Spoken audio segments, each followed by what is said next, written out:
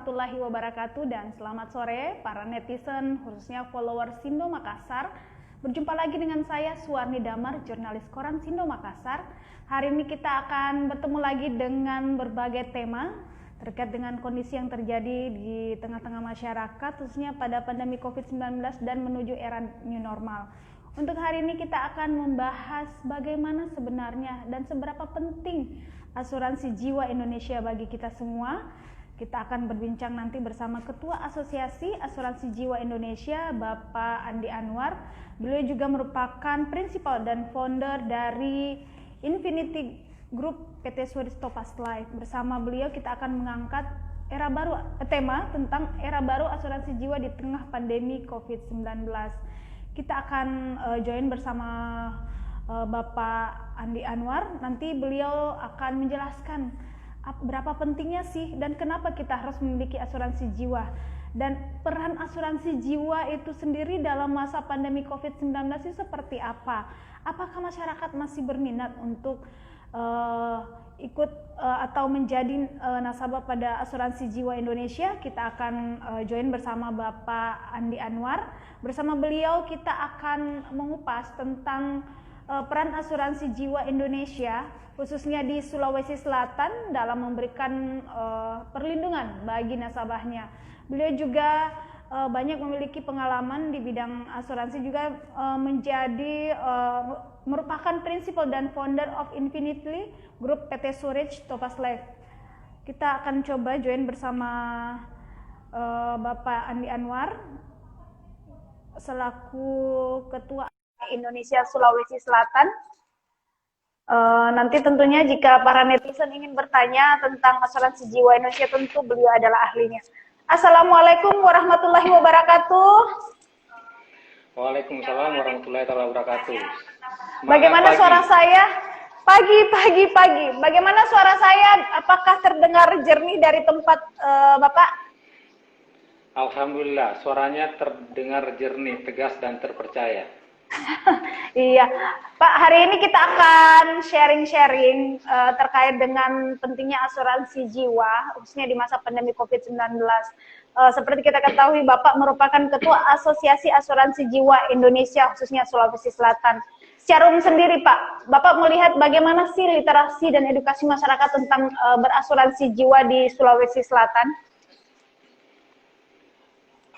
Kalau kita melihat dari tingkat literasi dan inklusi asuransi jiwa khususnya di Sulawesi Selatan ya, ini dari waktu ke waktu, dari tahun ke tahun itu progresnya meningkat, walaupun mungkin secara signifikan belum terlalu, karena salah satu faktornya, ini kita bicara sebelum pandemi COVID-19 ya, salah satu faktornya adalah kita masih terfokus di kota-kota besarnya, contohnya di Kota Makassar.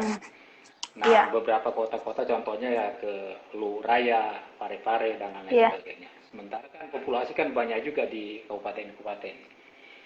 Nah, upaya-upaya terus kita lakukan dengan melakukan rekrutmen agen, tenaga-tenaga pemasar, sehingga bisa menjadi penyambung komunikasi antara perusahaan asuransi dengan masyarakat secara umum yang ada di pelosok-pelosok kabupaten-kabupaten dan desa-desa, sehingga kedepannya kita berharap dengan kerjasama semua dengan pihak terkait, dengan OJK, dari AAJI, perusahaan asuransi, dan masyarakat, literasi dan inklusi bisa semakin hari semakin meningkat tentunya. Iya. Kalau melihat di masa pandemi COVID-19 sendiri, bagaimana trennya, Pak? Dari literasi dan edukasi tersebut. Kalau kita bicara mengenai dalam kondisi pandemi COVID-19 ini ya secara global kan semua bisnis terkoreksi nih ya. Asuransi jiwa juga terkena efeknya, apalagi dengan kondisi kemarin ada namanya PSBB, pembatasan sosial berskala besar, di mana biasanya asuransi itu kan lebih familiar kalau dipasarkan dengan face to face. Nah, dengan adanya PSBB itu artinya jadi ada pembatasan tersendiri, orang tidak bisa berkomunikasi dengan tenaga pemasar. Itu salah satu kendala. Kendala kedua adalah pendapatan orang secara umum itu menurun, sehingga mereka membuat prioritas-prioritas Contohnya mereka butuh peralatan beli alat-alat kesehatan, vitamin, Iya, betul. masker, dan lain sebagainya. Seperti itu. Sehingga otomatis Iya. terkoreksi juga asuransi jiwa selama pandemi COVID-19 ini. Iya. Pak, kalau peran real sendiri dari asuransi jiwa dalam memberikan jaminan khusus bagi nasabahnya yang penderita COVID-19 sendiri bagaimana, Pak? Uh, Setiap perusahaan asuransi, satu Iya. itu AAJ sudah mengkoordinasikan bahwa semua orang yang masuk rumah sakit yang memiliki asuransi kesehatan, maka itu otomatis akan di-cover oleh asuransi kesehatan, dibeli di perusahaan asuransi jiwa ya. Walaupun saat ini kan kita mengetahui bahwa pemerintah meng-cover itu, tapi kalau ada nasabah yang mau dirawat di rumah sakit swasta, maka otomatis akan di cover juga. Itu pertama. Terus yang kedua, setiap perusahaan asuransi juga dengan promosi, dengan apa sih namanya kreativitas masing-masing produk mengeluarkan additional benefit, ya. Artinya contoh seperti ini. Kalau ada nasabah yang sakit terkena COVID dan itu terbukti, maka ada semacam santunan yang keluar. Di luar daripada manfaat utama dari produk-produk asuransi itu sendiri. Tentunya masing-masing perusahaan punya aturan main masing-masing ya, seperti itu, Indah. Iya. Berarti ini ceritanya kan ini ada bencana non alam. Berarti masing-masing asuransi itu langsung memunculkan item dari itu ya Pak, dari jaminan dari COVID-19 itu, karena memang di awal memang tidak ada. Halo, ya, Pak. Karena halo. Iya Pak, lanjut Pak. Iya Pak, ya, terdengar. Jadi kalau ada nasabah yang sudah punya polis asuransi kesehatan, jenis kesehatan, terpapar oleh COVID-19 dan dirawatnya di rumah sakit swasta, ya, berarti itu dia bisa menggunakan fasilitas asuransi kesehatan rawat inapnya. Itu pertama. Terus yang kedua yang saya sampaikan tadi, kalau ada nasabah lagi yang beli polis asuransi di masa pandemi COVID-19 ini, dalam tanda kutip masing-masing perusahaan asuransi punya aturan, maka nanti akan mendapatkan lagi additional benefit, manfaat tambahan, berupa santunan. Dan ini masing-masing tergantung dari perusahaan asuransi itu, dan rata-rata punya seperti itu. Oh, berarti sudah terencana dengan baik. Ya, Pak, dengan kondisi seperti ini, kalau Bapak melihat nih dari Asuransi Jiwa Indonesia, Asosiasi AJI, paling banyak itu jenis asuransi apa sih Pak yang diminati warga kita di Sulawesi Selatan sendiri secara umum ya? Ini di luar dari misalnya ketika pandemi COVID terjadi. Ya, tren sekarang ini dengan adanya BPJS dan lain sebagainya, maka orang secara tidak langsung teredukasi, ya, untuk memiliki asuransi kesehatan. Tinggal melihat lagi dia tujuannya itu berasuransi seperti apa, disesuaikan dengan kemampuan bayarnya. Sulawesi Selatan ini kan adalah ladang yang bagus untuk market asuransi. Karena kenapa? Pendapatan per kapitanya kan rata-rata di atas, seperti itu. Jadi daya belinya ada sebenarnya, seperti itu. Berarti peluangnya bagus ya? Bagus. Ya, Pak, untuk item dari asuransi jiwa Indonesia AJI sendiri, item-item apa saja sih yang dilindungi Pak? Ini kan secara umum pasti jiwa lah pastinya. Di luar dari itu, perusahaan asuransi sendiri menawarkan apa saja misalnya ke nasabahnya di luar asuransi jiwa? Kesehatan dan pendidikan. Sebenarnya tujuan berasuransi itu kan macam-macam tuh sebenarnya ya. Dan dari jenis asuransi itu sendiri ada 4 macam ya, ada 4 macam. Satu, asuransi berjangka, ya. Yang kedua itu ada asuransi seumur hidup atau whole life. Yang ketiga itu asuransi endowment namanya, dwiguna. Yang keempat itu adalah asuransi unit link yang paling terakhir, ya. Nah, ini macam-macamnya. Nah, sekarang peruntukannya lagi terbagi-bagi lagi. Ada yang namanya asuransi kesehatan, ada yang mau karena tujuan pendidikan untuk nanti dana awal untuk masuk sekolah SD, SMP, SMA, perkuliahan, dan ada untuk persiapan dana pensiun seperti itu. Jadi kembali lagi setiap orang biasanya agen-agen asuransi itu ketemu orang menjadi konsultan. Jadi menggali dulu Oh, kebutuhannya, sebenarnya apa yang dibutuhkan yang lebih mendesak, disesuaikan dengan kemampuan belinya. Tentunya iya. bicara kemampuan beli adalah income yang ada dan potensi income yang akan datang, seperti itu. Iya. Pak, berbicara tentang itu bahwa agen ini menjadi konsultan, berarti menjadi konsultan keuangan bagi calon nasabah. Berarti memang Ya, sebelum nasabah memutuskan untuk mengambil misalnya jenis unit link asuransi itu memang mereka dikasih pertimbangan-pertimbangan secara detail berarti ya, Pak? ya, ada dua kondisi biasanya. Pertama adalah ada yang memang ada nasabah kan yang juga lebih pengen memahami lebih jauh tentang produk-produk asuransi Iya. dan lebih cerewet bertanya gitu kan. Iya, Nah, memang betul. harusnya nasabah itu harus lebih lebih cerewet di awal, ya. Jangan Oh, diam-diam gitu harus kan.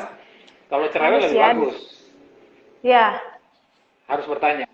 Ada tipe kedua juga bahwa nasabah beli karena teman gitu, keluarga dan lain-lain sebagainya. Jadi biasanya ini kurang-kurang strong dalam penjelasannya seperti itu. Jadi saya sarankan sih Oh. menghimbau siapapun mau beli asuransi ya sudahlah harus cerewet gitu kan. Tanya sedetail-detailnya Hmm. sebelum membeli.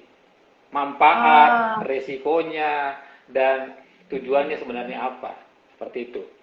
Iya, Pak, selain manfaat itu, untuk dari premi sendiri memang mulainya untuk misalnya nih saya mau jadi nasabah untuk asuransi yang manfaatnya itu jiwa, kesehatan, sama meninggal dunia itu untuk misalnya satu paket ini apakah memang ada ditawarkan sepaket tiga atau bisa dipilih satu persatu Pak di asuransi? Kalau asuransi yang paket ada asuransi kesehatannya, ada bisa Hmm, dananya digunakan untuk alokasi dana pendidikan, ada iya, untuk nilai uang pertanggungannya, ada yang satu paket itu namanya dibalut asuransi unit link. Jadi oh unit link, masing-masing ada tambahannya gitu kan. Jadi asuransi unit ini yang saat ini dalam 10 tahun terakhir ini kan sangat-sangat populer gitu kan. Jadi karena iya Pak betul, diramu dalam satu paket sama orang kalau pergi Kentucky mau makan ada supnya, ada ayamnya, ada lengkap, kentangnya, ada es iya. krimnya lengkap semua. Bisa dilengkapi. Tergantung lagi kembali seberapa banyak budget yang disiapkan orang untuk berasuransi itu. Iya. Pak, kalau dari sisi preminya sendiri itu mulai dari berapa Pak biasanya? Dan paling besar itu berapa? Nah, kalau kita bicara premi lagi itu kompleks ya. Kalau kita bicara premi karena setiap produk itu ukurannya beda-beda juga. Terus habis itu juga premi itu Hmm, terkait dengan usia masuk. Semakin muda usianya masuk, semakin iya. murah preminya. Hmm. Nah, kita bicara lagi kalau Oh, ini uang pertanggungan, semakin kecil uang pertanggungannya, semakin murah juga. Jadi kompleks. hmm. Oh, Jadi berarti kalau Bapak sarankan sendiri sebenarnya sebaiknya berasuransi itu sejak dini ya, Pak? berasuransi itu sebaiknya sejak seusia muda mungkin pada saat kita udah mulai punya income gitu kan. Atau mungkin Hmm, karena orang tua kita punya budget tersendiri, iya. asuransi ini kan sebenarnya hadir di setiap fase kehidupan manusia. Mulai dari Oh, manusia ya. itu terlahir, masuk sekolah, terus Iya. menikah, punya anak, terus persiapan pensiun, meninggal pun juga ada asuransinya gitu kan. Ada. Jadi Lengkap, asuransi itu iya. sangat penting, lengkap. Jadi di setiap Iya. fase kehidupan manusia, sesungguhnya manusia itu punya kebutuhan terkait asuransi. Iya, Pak berbicara tentang premi tadi. Nah, kita bicara soal klaim. Di tengah pandemi COVID-19 ini bagaimana trennya, Pak, klaim terhadap asuransi? Adakah kenaikan maksudnya karena ada kondisi misalnya tren angka kesakitan meningkat, kemudian tren orang kena COVID meningkat atau seperti apa, Pak? Ya, kalau kita bicara terkait klaim, memang klaim ini Mhm. adalah bagian yang sangat-sangat fundamental dari sebuah perusahaan asuransi. Jadi dalam kondisi Iya. seperti ini, ya dari beberapa perusahaan asuransi yang saya lihat, itu Mhm. rata-rata sudah membayar klaim sakit Hmm. akibat COVID-19 ini. Karena ini bagian Hmm. daripada secara tidak langsung promosi. Kalau satu perusahaan asuransi membayar klaim, wah itu kan Iya. promosinya luar biasa itu. Makanya Oh. selama itu syarat dan ketentuannya terpenuhi, perusahaan asuransi pasti bayar. Nah mungkin karena itu kan dia promosi itu kalau dia sudah bayar asuransi itu orang yang dibayar klaim itu akan berbicara ke orang keluarganya, teman-temannya bahwa wah Hmm. asuransi A itu bagus, klaimnya bagus, cepat. Hmm. Nah itu. Iya. Apalagi dalam Iya. COVID-19 saat ini. Iya, Pak, ada yang bertanya nih melalui WhatsApp, eh, apakah benar misalnya kalau kita nih, misalnya kan saya berasuransi nih, itu perjanjian di awal itu misalnya saya harus selama 10 tahun, lalu kemudian di tengah jalan, misalnya di tahun kelima itu saya berhenti. Apakah benar itu tidak akan diterima secara utuh iuran yang telah dibayarkan sebelumnya di setiap bulannya, atau seperti apa, Pak? Nah, ini pertanyaan yang tentunya bagus banget juga ya, pertanyaan yang bagus ya, yang mungkin mewakili banyak orang yang harusnya tidak tahu. Saya bicara dulu secara global ya, Iya, Pak. bahwa berasuransi itu, membayar premi itu atau berinvestasi melalui asuransi itu Iya. bukan jangka pendek, ya, bukan Iya, jangka pendek. iya, Memang harus secara long term, karena kan yang utama sebenarnya proteksinya. Namun di iya, dalam kondisi terpaksa force major tentunya, dalam iya, contohnya dia sepakati masa bayarnya 10 tahun, tapi iya, tergantung juga produknya nih, apakah dia produk yang tradisional atau unit link gitu kan.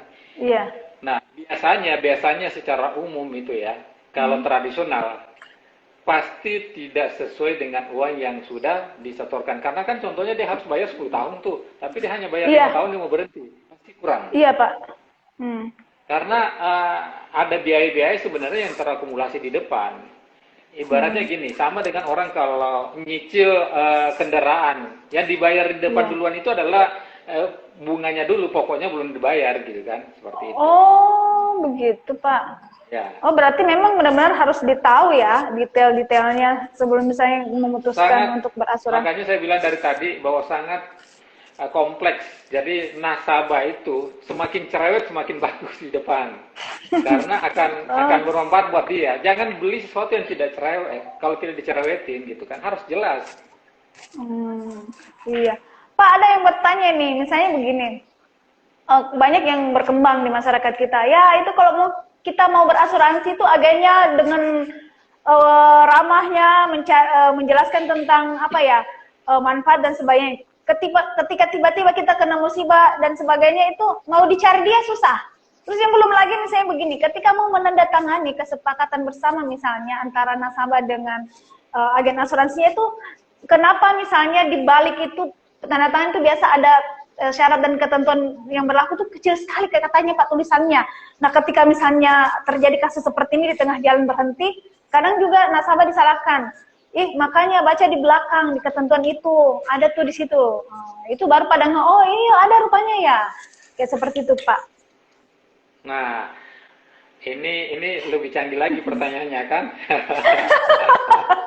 Lebih canggih lagi pertanyaannya. Nah, seperti ini. Kalau menurut saya ya pribadi ya, Iya, semua Pak. agen asuransi itu harusnya menjelaskan secara detail apa produk apa yang akan dia tawarkan ke calon nasabahnya, apa manfaatnya, apa resikonya, apa persyaratannya. Begitu pula sebaliknya, calon nasabah yang mau Iya. beli harus bertanya lebih detail, lebih cerewet gitu kan.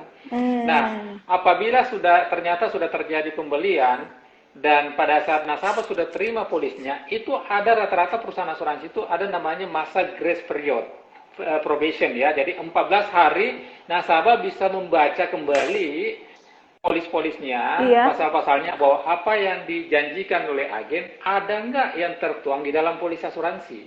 Kalau tidak ada, berarti kan ada sesuatu yang salah di situ. Nasabah bisa membatalkan, seperti itu. Oh, iya, iya. Cuma Berarti masalahnya kan memang kita ini orang Indonesia ini kan rada-rada malas membaca kan, seperti itu. betul. Jadi Langsung mau tanda tangan. kalau bilang perjanjiannya kecil-kecil kan ya sama kalau kita tanda tangani utang di bank atau pinjam di mana gitu Iya. kan. Perjanjian itu selalu kecil-kecil, pasalnya banyak. Tapi kan setidak mungkin kita baca.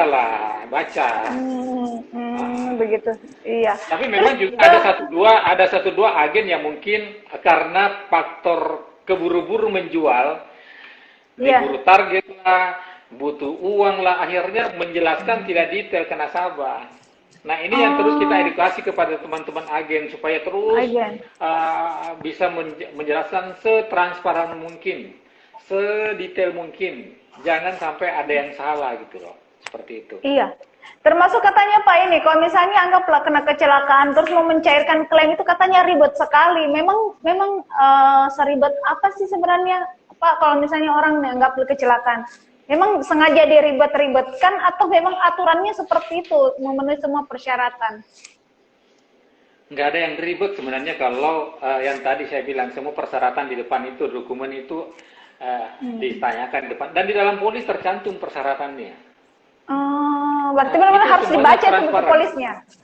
Harus dibaca dan harus bertanya. Zaman sekarang ini kan bisa bertanya lewat WhatsApp bisa, kalau tidak sempat ketemu pada saat terima polis itu dia tanyakan apa yang harus dia ini. Simpelnya gini deh, kan ini mau ngeluarin duit, sama dengan kalau kita ke bank mau tarik tunai, terus kita tanda tangan kita berbeda, nggak bisa dikasih juga duitnya kan?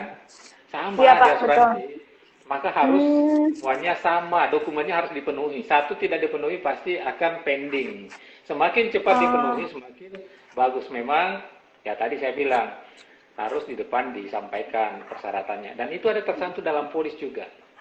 Jadi saya lengkap semua, Pak, ya?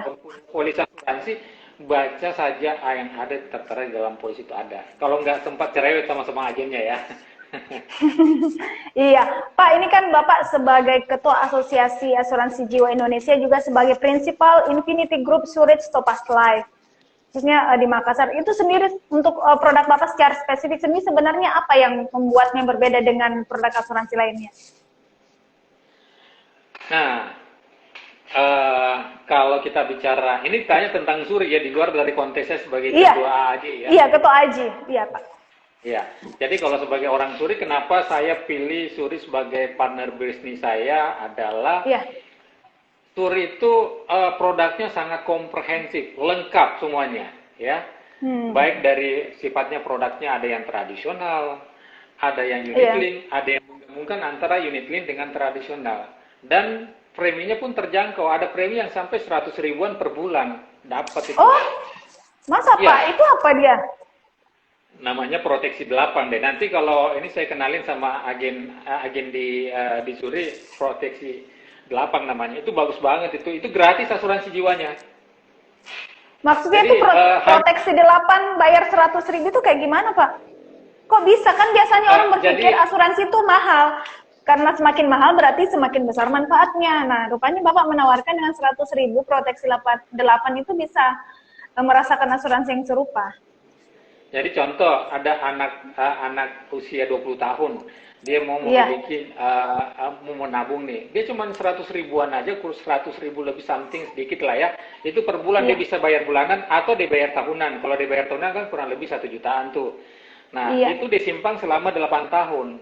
Kalau disimpan selama 8 tahun, ternyata 8 tahun itu tidak terjadi risiko apa-apa, maka uangnya dikembalikan 100% plus ada imbalan jasa 8% di akhir masa pertanggungan itu. Nah, ini sangat luar biasa karena asuransinya gratis. Coba kalau nabung di menabung konvensional di taruhlah di bank, bukan ada potongan. Ada potongan Pak di administrasi. Iya, ini nggak ada biaya apa-apa, malah duitnya bertambah. Pak, ini yang di covers adalah jiwa Pak, yang 100 ribu itu. Iya, jiwa. Oh, hanya jiwa saja. Jiwa saja, betul. Jadi dengan masanya berapa Pak? Ya. Masanya ini yang ditawarkan untuk proteksi 8 dengan 100 ribu itu berapa tahun Pak? Misalnya nasabah mau memilih 8 tahun. Dan mulai 8 tahun dengan usianya mulai dari? Usianya bisa mulai dari 17 tahun. Yang penting dimulai 7. Punya KTP. Punya KTP. Itu bagus sekali Pak. Selain produk itu apalagi yang ditawarkan yang misalnya dengan premi serupa tapi misalnya manfaatnya jauh lebih besar. Misalnya saya tertarik nih mau ambil produk asuransi di Zurich dengan coverage misalnya pendidikan dan kesehatan. Oh, kita ada lagi yang namanya Profit 8. Jadi itu Profit 8 ini biasanya untuk persiapan dana pensiun. Jadi kan orang sekarang contoh usianya 30 tahun, mau pensiun nanti disiapkan duitnya dari sekarang. Sekaligus bisa dijadikan dana pendidikan juga. Jadi produknya banyak, mau unit link, mau yang UP-nya sampai dengan ada yang 10 miliar, 20 miliar, 30 miliar, sebagai persiapan nanti jika terjadi risiko. Nah kan kalau kita bicara asuransi, kita bicara proteksi sebesungguhnya. Nah, Iya, Pak. Nah, kalau bicara proteksi, ada hal yang menarik juga nih kalau bicara proteksi, karena asuransi itu kontrak pertanggungan itu pencairannya bukan merupakan objek pajak berdasarkan Undang-Undang Oh, PPH nomor 36 tahun 2008. Ya, seperti itu. Jadi oh, kalau bukan objek pajak. ya bukan objek pajak, ada undang-undangnya itu, Dinda. Hmm. Pak, berarti kalau melihat dari yang ditawarkan oleh Surit sendiri ini sangat beragam. Misalnya yang milenial bisa memilih proteksi 8, lalu yang Ya, agak berumur bisa profit 8. Yang untuk ya. middle-middle sendiri ada, Pak? Untuk middle ada Ada. nggak yang Sebenarnya kalau ditawarkan? middle itu kan tinggal poin pertama saya sarankan kalau selalu mau berasuransi itu satu, Iya. apa tujuan keuangan daripada si calon nasabah itu mesti dilihat. Habis tahu Hmm. tujuannya berasuransi, sesuaikan Iya. dengan pendapatan kita saat ini. Jadi nggak apa-apa, mulai asuransinya ngambil yang kecil-kecil aja dulu. Tapi kan terus ditambah. Kalau mungkin kan setiap nanti kalau orang yang punya income tetap, berpenghasilan tetap, Hmm. setiap tahun dia bisa Iya. nambah Iya. terus. Jadi harus mulai. Karena kan asuransi ini sebenarnya mutlak harus dimiliki oleh seseorang. Iya. Pak, saya tertarik tadi yang Bapak sebutkan bahwa misalnya nih untuk proteksi 8, eh, dalam jangka 8 tahun tidak kecelakaan dan tidak apa-apa, hanya dengan 100.000, terus ada lagi imbal jasa. Itu kok bisa, Pak? Dapat dari mana misalnya Surit itu bisa memberikan imbal jasa ke nasabah? Apakah benar ini ada nih, Pak, ya? Ada rumor atau apa benar dana nasabah yang misalnya disimpan di asuransi itu diinvestasikan untuk sektor lain, Pak? Kami baru-baru nih minggu lalu ya. Iya, Pak. Nasabah kebetulan aja nasabahnya usia kurang lebih 45 tahun ya, Iya. 45 tahun. Iya. Salah satu anggota legislatif di Makassar lah ya, bukan di Makassar, luar Oh kota iya, Pak. Makassar lah ya, Iya. tapi masih kawan di daerah Sulawesi Selatan. Itu kebetulan eh, asal masuk aja. Artinya kenapa asal masuk? Karena kebetulan saudaranya yang ada di Zurich kerja sebagai agen ngambil Iya. uang pertanggungan 1 miliar, membayarnya kurang lebih 25 juta. Per bulan. Eh, per tahun 25 juta. Jadi Hmm. uang pertanggungannya 1 miliar, ya kan? Nah, namanya ajal kan tidak ada yang bisa tahu kapan terjadi. Iya, Pak. Ternyata uh, dua bulan lalu atau 3 bulan lalu tuh meninggal dunia habis selesai bersepeda. Itu baru 1 kali bayar loh. Oh, baru 1 kali Dan, bayar dapat 1 miliar. dan klaimnya langsung kita bayar itu 1 miliar. Itu prosesnya nggak sampai dengan 10 hari itu langsung cair itu. Bisa dibayangkan Oh, orang yang anak-anaknya masih kecil itu harus ditinggal oleh sang pencari nafkah. iya, Pak, Kita betul. nggak tahu ya, punya Iya, asuransi Pak. atau tidak punya asuransi kan semua pasti meninggal orang kan. Tapi kan lebih Betul, bagus Pak, kalau punya betul. asuransi seperti itu. Oh, Nah, berarti itu Heeh. proteksi 8, proteksi 8. Oh, proteksi 8. Oh, Pak, Ya, berarti memang selain misalnya mencari orang yang tertarik, memang benar-benar asuransi agen asuransi ya memang harus melakukan pemeriksaan kesehatan terhadap nasabahnya atau bagaimana, Pak? Apalagi yang tadi Bapak sebutkan kasus ini. Baru sekali bayar itu dengan proteksi 1 miliar itu langsung dibayar. Itu apakah perusahaan asuransi tidak rugi, Pak, dengan kondisi seperti itu? Nasabah baru sekali bayar misalnya nggak diminta-minta kena musibah meninggal langsung bayar 1 miliar, itu menutupi dari mana nih, Pak, bisa dapat 1 miliar dari dia hanya kan sekali bayar 25 juta. kan rasio kematian 1000 berbanding 1, Dinda. Ya kan? Oh Tapi, iya. ya kan? Jadi sementara Hmm. asuransi ini kan bukan hanya 1 kali bayar. Jadi kalau Zuri ini, contohnya Zuri di Indonesia itu beroperasi tahun 2012 ya awal ya. Nah itu kan Iya. orang masuk kan bayarnya kan 8 tahun. Jadi secara terus bergulir. Jadi pendapatan premi masuk itu yang baru dengan renewal itu kan bertambah terus. Nah, itu Hmm. dikelola oleh lembaga memang yang sudah berkompeten dalam hal ini. Apalagi Zuri kan di dunia ini sejak 1872 juga. Jadi sudah hampir 150 tahun dan itu sangat eksis kita di Hmm. dunia global. Kita ada di top 10 perusahaan asuransi terbesar di dunia kayak gitu. Iya. Pak, tadi ada yang belum dijawab. Apakah benar dana nasabah yang disimpan di asuransi itu diinvestasikan di sektor lain atau disimpan begitu saja, Pak? Oh enggak. semua placement dana yang terkumpul itu perusahaan asuransi sudah menunjuk fund manager untuk mengelola sendiri.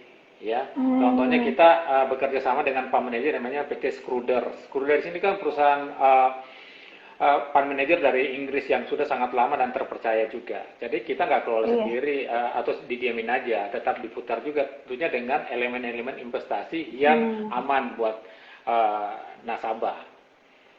Iya. Yang Pak, penting kalau produk konsep utama berasuransi itu bukan untuk menabung jangka pendek ya. Berasuransi itu adalah jangka panjang. Itu jangka panjang. Iya. Iya. Contoh Pak, nih dalam iya, Pak.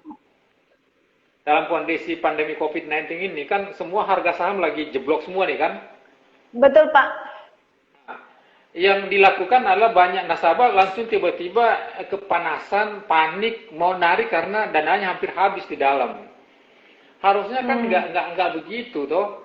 Ya memang harusnya tetap tenang aja. Justru malah kalau punya duit ya di top up aja kembali supaya itu harganya lebih murah sekarang. Anggaplah sekarang kalau harga rata-rata di 800 rupiah contohnya ya. Iya, Pak. Dulu dia belinya 1.200. Tapi lama-lama kan akan naik dengan sendiri. Kalau kita lihat itu kurva saham itu akan bergelombang waktu 98, 2008 sekarang terjadi lagi itu kan naik turun tapi naik kembali lagi pasti seperti itu. Iya. Pak, kalau di Sudut sendiri produk yang paling diminati apa sih, Pak? Selain proteksi 8 itu? Dan kenapa harus 8? Kalau penempatan dari semua orang yang banyak memiliki dari sisi jumlah polis, yang tadi proteksi 8. Tapi kalau Pak, kenapa harus proteksi 8? Mungkin ada sesuatu tersendiri. Kenapa maksudnya pertanyaannya? Ini kenapa harus ada 8-nya? Bukan proteksi 7, proteksi 5. Bisa dijelaskan secara ini 8 itu apa sih, Pak, yang diemban di 8 itu? Saya belum mendalami ilmunya kenapa mesti 8 karena dia punya produk satu lagi namanya Profit 8 juga. Jadi semua serba 8. Mungkin ada satu angkanya bahwa kalau 8 itu nggak putus-putus gitu ya secara angka, filosofi angka. Ya, nggak pernah putus rezekinya barangkali segitu-gitu terus. Iya. Pak, tadi itu yang Bapak sebutkan paling diminati adalah polis. Dari sisi polis ada proteksi 8. Kalau dari sisi manfaatnya apa, Pak? Yang keduanya ada 2 kondisi, yaitu yang berbasis unit link dengan Profit 8. Item unit link ini misalnya seperti? Item unit link ini di dalamnya ada asuransi kesehatan, jadi dia all in one ceritanya di dalam. Jadi unit link itu kan ada nilai investasinya, ada bisa ditambahkan asuransi kecelakaan, bisa asuransi kesehatan, asuransi cacat total, asuransi sakit kritis, dan ada nilai uang pertanggungannya, macam-macam di dalamnya. Berarti jadi memang satu tapi bisa dapat manfaatnya. Bisa dapat manfaat lainnya. Tidak terhadap jiwa kita, tapi investasi lain. Pak, nah, tadi kan di awal tadi Bapak sebutkan bahwa orang literasi dan edukasi orang terhadap asuransi sudah mulai meningkat misalnya dengan hadirnya BPJS Kesehatan. Apakah ini tidak menjadi ancaman bagi asuransi dalam meningkatkan kinerjanya, Pak? Misalnya orang, berarti kan kok dipikir orang akan lebih memilih misalnya ber-BPJS ketimbang memilih berasuransi. Itu. Bagaimana Bapak melihat ini sejak kehadirannya? Justru sejak kehadiran BPJS itu semakin meningkatkan kesadaran orang berasuransi, memiliki asuransi kesehatan. Karena kenapa? Ada pembedaan, ya, beda jalur lah ya. Kalau asuransi BPJS itu kita anggap itu akan asuransi sosial yang disiapkan pemerintah untuk rakyatnya, bagi mungkin yang berkemampuan cukup atau rata-rata. Sementara untuk asuransi kesehatan yang dijual melalui perusahaan-perusahaan asuransi itu memang lebih banyak orang mengambil itu rata-rata ekonomi menengah ke atas. Nah, ada 3 kelebihan asuransi kesehatan yang dijual oleh perusahaan asuransi langsung. 1, aksesnya bisa langsung. Ya, jadi dia bisa langsung ke rumah sakit di mana dia mau berobat. Ya, yang kedua, aksesnya lebih cepat. Artinya begini, kalau BPJS kan orang mau berobat kan mesti ngambil pengantar dulu toh. Dari dokter umum baru pergi opname. Yang ketiga, pelayanan kesehatannya jauh lebih optimal tentu karena dirawat di rumah sakit luar negeri tentunya itu kan jauh lebih optimal. Kalau orang punya duit nih, contohnya Dinda Warni punya duit, ya nggak mau lah dia dirawat di rumah sakit yang mesti ngantri kiri kanan kan. Kalau perlu kan langsung terbang ke Singapura. Nah kalau lewat asuransi kesehatan yang dijual di perusahaan asuransi, rata-rata kan mengcovernya ke luar negeri, dan itu ada yang bisa sampai cashless, nggak perlu bayar apa-apa. Seperti itu. Makanya masih tetap eksis ya Pak. Lalu di masa new normal ini sendiri, bagaimana optimisme Bapak sendiri melihat bisnis asuransi, khususnya asuransi jiwa Pak di masa pandemi dan menuju new normal ini? Apakah trennya orang akan semakin naik, orang berasuransi, atau stagnan saja Pak? Memang pada awal-awal itu kan pukulan berat tuh, namanya biasanya semua bisnis kan pukulan telak terus. Nah mulai dari Maret udah turun secara year on year-nya, terus April. Nah fenomenanya sekarang ini walaupun pelan tapi pasti di April ke Mei ke Juni itu pendapatan premi semua perusahaan asuransi udah mulai naik semua tuh, pelan-pelan naik. Walaupun kalau kita bandingkan di periode yang sama secara year on year masih tetap kalah, tapi kan artinya tren orang walaupun dalam kondisi pandemi pengen semakin sadar bahwa jangan-jangan saya terkena COVID nanti, terus saya asuransinya yang bayarin siapa gitu loh, seperti itu. Iya. Pak, kalau Bapak melihat sendiri, semakin ke depan semakin dibutuhkan. Ya, nah itu optimisme Bapak. Nah, kalau Bapak melihat sendiri, orang itu berasuransi apa karena baru melihat contoh misalnya, oh si tetangga saya itu berasuransi kemudian dapat miliar-miliar, ketimbang misalnya mendapat edukasi langsung dari agen. Kalau Bapak melihat trennya masyarakat kita nih berasuransi itu, apakah dia lebih banyak melihat contoh baru kemudian berasuransi atau seperti apa Pak? Agen asuransi itu pintar-pintar loh. Jadi kalau di perusahaannya di tempat bekerja, semua daftar klaim biasanya itu dibuat klipin, dia bawa. Ini contoh klaimnya. Jadi mengedukasinya dengan begitu. Jadi contoh lebih ya, dengan contoh. Kan orang akan bukti nyatanya kan lebih percaya. Makanya misalnya perusahaan asuransi itu sangat senang sebenarnya kalau ada nasabahnya yang klaim, karena itu kan bagian daripada marketing secara langsung, promo secara langsung yang sangat terbukti gitu kan. Jadi salah itu anggapan bahwa asuransi tidak mau bayar klaim, salah besar itu. Oh, berarti akan membayar sesuai dengan perjanjian di awal kan Pak dengan nasabahnya? Ya, yang penting selama syarat dan ketentuan terpenuhi pasti dibayar itu. Nah, memaksimalkan literasi itu kan Bapak tadi bilang, kalau dulu awal-awal itu orang harus berhadapan dengan apa? Dengan nasabah. Ini sekarang harus work from home, manfaatkan layanan virtual. Di new normal ini sendiri, Bapak melihat juga apakah trennya nanti nasabah kita akan lebih memanfaatkan layanan digital atau masih mengandalkan pola konvensional misalnya yang berhadapan? Jadi saat ini ada dua, yang masih berani bertemu, masih bertemu, ya, masih bertemu secara langsung kan, ya ada zona hijau, zona merah, ada zona kuning kan ya, jadi sama-sama ya Pak, ya. Betul. Nah, yang kedua orang jalani bisa telepon-teleponan. Nah, nanti setelah deal kirim lewat kurir dokumennya ke bisa ojek. Iya Pak. Asuransi. Iya.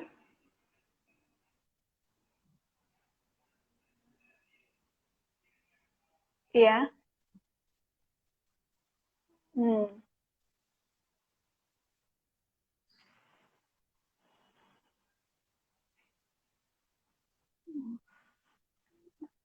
Rekam fotonya dan lain sebagainya, itu menjadi bukti saya bahwa saya udah lakukan prospek, saya udah jelasin dan lain sebagainya.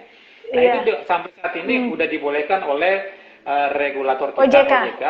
Ya, sampai batas waktu tertentu nanti dianggap normal, akan ditinjau ulang nanti ke depannya seperti apa. Oh, berarti memang tools-nya sangat mudah Pak ya, kalau orang berasuransi tidak sesulit yang di awal-awal misalnya secara konvensional. Nah Pak, karena misalnya semua bisa dimudahkan, terus Bapak terus mendorong literasi dan edukasi masyarakat untuk berasuransi. Untuk kedepannya sendiri Pak, harapannya untuk bisa semakin mendorong masyarakat kita, ayo berasuransi, jangan misalnya ketika baru kecelakaan baru mau asuransi, dapat musibah baru berasuransi. Bapak sendiri berharap dukungan pemerintah kita bagaimana Pak dan stakeholder lainnya? Ya, tentunya literasi dan inklusi keuangan ini kan kita harus bekerja sama dengan pemerintah dalam hal ini OJK selaku regulatornya kami juga, dan tentunya seluruh stakeholder yang terkait seluruh perusahaan asuransi. Nah, kita akan terus mendorong juga rekrutmen agen, karena agen inilah yang menjadi mitra perusahaan asuransi yang bisa langsung ke lapangan, ke daerah-daerah untuk mensosialisasikan betapa pentingnya sebuah asuransi. Jadi asuransi itu kan juga berperan untuk menyediakan lapangan kerja dengan menjadi apa? Jadi mitra. Istilah umumnya agen asuransi. Seperti itu. Iya, Pak, ini tidak terasa sudah hampir 1 jam kita sama-sama bahas tentang asuransi. Ya. Pak, ada closing statement, ya? Pak? Iya, Pak, closing statement dan imbauan kepada masyarakat untuk ayo berasuransi. Ya, closing statement saya begini. Bagi seluruh masyarakat Sulawesi Selatan dan Kota Makassar pada khususnya, dan juga seluruh Indonesia tentunya dimanapun berada,